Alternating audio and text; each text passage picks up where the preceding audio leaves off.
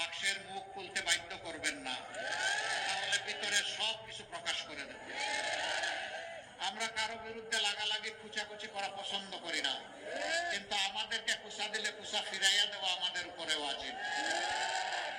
সেই ওয়াজিব কাজটি করতে আমাদেরকে মেহেরবানি করে বাধ্য করবেন না। আমরা আগেই বলেছি, জাতিকে বিভক্ত করতে চাই না, জাতিকে ঐক্যবদ্ধ করে আমরা সামনে আগাতে চাই। এই জন্য আমরা 3টা শর্ত মাত্র দিয়েছি। এই শর্ত আমাদের রাজনৈতিক সাংগঠনিক শর্ত নয়, এটি বাংলাদেশের জনগণের শর্ত। আমরা বলেছি, আগামী সরকার যদি আল্লাহ তাআলা আমাদেরকে গঠন করার তৌফিক দেন, আমরা সবাইকে নিয়ে সরকার গঠন করতে চাইব। তবে যারা 3টা শর্ত মানবেন, সরকার গঠন তারা অংশগ্রহণ করবেন। নাম্বার 1, নিজে দুর্নীতি করবেন না, আর বগলের নিচে কোনো দুর্নীতিবাজকে আশ্রয় দেবেন না। নাম্বার 2, গরিব ধনী, হিন্দু মুসলমান বৌদ্ধ খ্রিস্টান, নারী পুরুষ, শিশু আবাল বৃদ্ধ বনিতা, যার অধিকার যেখানে লঙ্ঘিত হবে, ন্যায় বিচার পাওয়ার অধিকার তার থাকবে। সেই ন্যায় বিচার সমাজের সকলের জন্য সমান বিচার ইনশাআল্লাহ নিশ্চিত করা হবে। যে অপরাধে একজন সাধারণ নাগরিকের বিচার হবে, একই অপরাধ দেশের প্রেসিডেন্ট করলে তারও বিচার হবে। তিনি এখানে অবশ্যই কোনো বৈধতা অথবা কোনো ইম্পিউনিটি তিনি পাবেন না, তাকেও বিচারের মুখোমুখি হতে হবে। সেই বিচারটাই আমরা ইনশাআল্লাহ কায়েম করতে চাই। ওরকম বিচার যখন কায়েম হবে, বিচারের ঘোষণার প্রথম দিন থেকে 90% অপরাধ অটোমেটিক্যালি বাতাসে মিলাই যাবে। বাকি দুর্বৃত্ত যারা থাকবে, তাদেরকে সংশোধনের জন্য প্রথমে পদক্ষেপ নেওয়া হবে। সংশোধন না হলে আইনের আওতায় সমান অস্ত্র দিয়ে তাদের বিচার করা হবে। এখানে কারোর জন্য সোনার তলোয়ার আর কারোর জন্য ইস্পাতের তলোয়ার হবে না। বিচারের তলোয়ার সকলের জন্য সমান হবে। আমি গলা কাটার কথা বলছি না, আমি বলছি ন্যায়ের কথা, ইনসাফের কথা, ইনসাফপূর্ণ শাসনের কথা। সম্মানিত বন্ধুগণ, এই সিরাজগঞ্জ আরেকটা দিকে পিছিয়ে আছে। স্বাস্থ্য সেবার জন্য একটা মেডিকেল কলেজ হয়েছে, ইনশাআল্লাহ এটাকে মানসম্মত মেডিকেল কলেজে পরিণত করা হবে।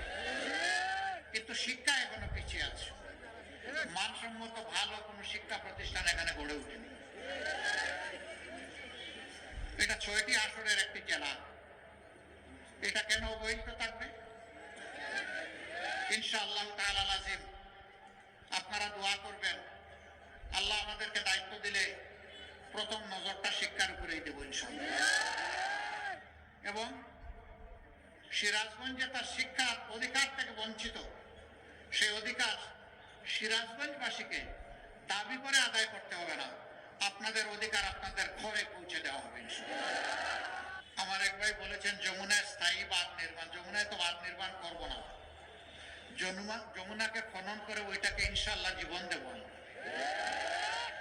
যমুনার স্থায়ী পাড় বাঁধনের কথা বলেছেন, গ্রহণের কথা বলেছেন, ইনশাআল্লাহ সেটা হবে। আমি আগেই বলেছি ওইটা হবে, মানে সিমেন্টের সাথে ছাই মিশাইয়া হবে না ইনশাআল্লাহ, রোডের জায়গায় বাঁশ দিয়ে হবে না। এক সরকারের সময় রোডের বদলে বাঁশ আধুনিক প্রযুক্তিতে ব্যবহার করেছে, তাই না? একটা মেয়ে ডিবেট করতে গিয়ে বলেছিল, আজ যদি কবি জীবিত থাকতেন তাহলে বলতেন, মাগো আমার সুলভ বলা কাজলা দিদি কই, বাঁশের জায়গায় বাঁশ, চাঁদের জায়গায় চাঁদ তো আছে, বাঁশগুলো সব কই। মূল কবিতাটা ছিল, মাগো আমার সুলভ বলা কাজলা দিদি কই, বাঁশ বাগানের মাথার উপর চাঁদ উঠেছে ওই। চাঁদ তো আছে, কিন্তু বাঁশ যে রোডের জায়গায় চলে গেছে। ইনশাআল্লাহ আমরা বাঁশ দিয়ে স্ল্যাব তৈরি করব না, আর আমরা সিমেন্টের সাথে ছাইও মিশাবো। কাজ হবে মানসম্মত, চুরিদারি থাকবে না, জোরাজুরির কোনো টেন্ডারবাজি হবে না, সব টেন্ডার হবে অনলাইনে, ই টেন্ডার। এটা আটকায় দেওয়ার শক্তি কারণে আমরা মূলের গুড়া ধরে টান দিব, গাছের পাতা নিয়ে টানাটানি করবো না। বড় মাথার কানটা ধরে টান দেব। চুনোপুটিকে ধরবো না, ওদেরকে তো নষ্ট করে গডফাদার, ওই জায়গায় ধরবো আল্লাহ চাই।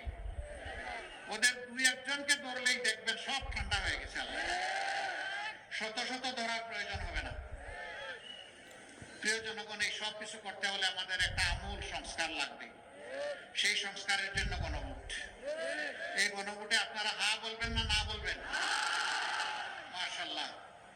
গণভোটে হা মানে হচ্ছে উসমান হাদি তোমাকে কথা দিচ্ছি তোমার বিচার হবে।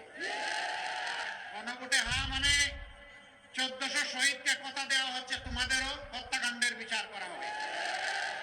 গণভোটে হা মানে তোমরা যে স্বপ্ন বাস্তবায়ন করতে গিয়ে তোমাদের মুখের রক্ত ঢেলে দিয়েছিলে, আমরা তোমাদের ঋণ পরিশোধ করব হা বলার মধ্য দিয়ে। এই গণভোটে হা বলার মানে হচ্ছে বাংলাদেশে আর ফ্যাসিবাদকে ফিরে আসতে দেওয়া হবে না।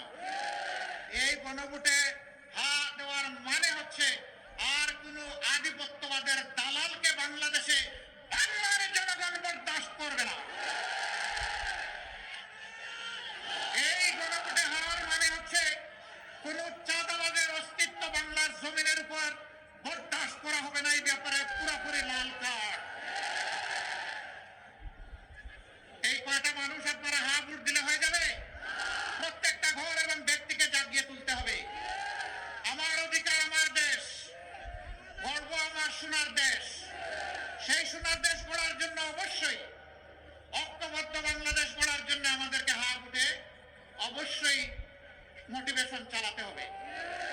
দ্বিতীয় ভোটটি দিবেন আপনারা 10 দল একত্রিত হয়েছে, যেখানে যে দলের হাতে আমরা যে মার্কা তুলে দেব, আপনি এই 10 দলের যে দলের কর্মী, সমর্থক, শুভাকাঙ্ক্ষী, ভোটার যাই হবেন, আপনি ওই মার্কার পক্ষে দাঁড়িয়ে যাবেন, ওই মার্কাকে বিজয়ী করবেন। এটা দেখবেন না কার কর্মী আছে কার নাই, কার এজেন্ট দেওয়ার সুযোগ আছে কার নাই, এগুলো মোটেই দেখবেন না। আমরা 10 মিলে হারতে চাই না, আমরা 10 মিলে ইনশাল্লাহ জিততে চাই। আপনারা এইভাবে কাজ করবেন? আলহামদুলিল্লাহ। এবার আমি আহ্বান জানাবো, সিরাজগঞ্জ 1 আসনে যাকে 10 দলের পক্ষ থেকে আমরা প্রার্থী করেছি, তিনি হচ্ছেন বিশিষ্ট শিক্ষাবিদ জনাব মোহাম্মদ শাহিনুল আলম। ভাই আমার বাম দিকে কেউ আসবেন না, আমরা ডানপন্থী মানুষ ভাই, ওই ডান দিকে আসেন। আপনারা ভাই বামপন্থী না, ডান দিকে আসেন। মাশাআল্লাহ মাশাআল্লাহ। আমরা ইনসাফের প্রতীক দাঁড়িপাল্লা তার হাতে তুলে দিলাম। সিরাজগঞ্জবাসী তাকে আপনাদের কাছে আমানত হিসেবে তুলে দিলাম। আপনারা কি আমার ভাই শাহিনুল আলমের হাত মজবুত করবেন? 10 দলের এই একটা আসনকে বিজয়ী করে সংসদে পাঠাবেন।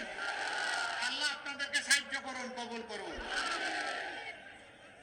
সিরাজগঞ্জ 2 সম্ভবত সদরের আসন, এখানে প্রার্থী করা হয়েছে সিরাজগঞ্জ জেলা শাখা জামাত ইসলামের সেক্রেটারি জনাব জাহিদুল ইসলাম।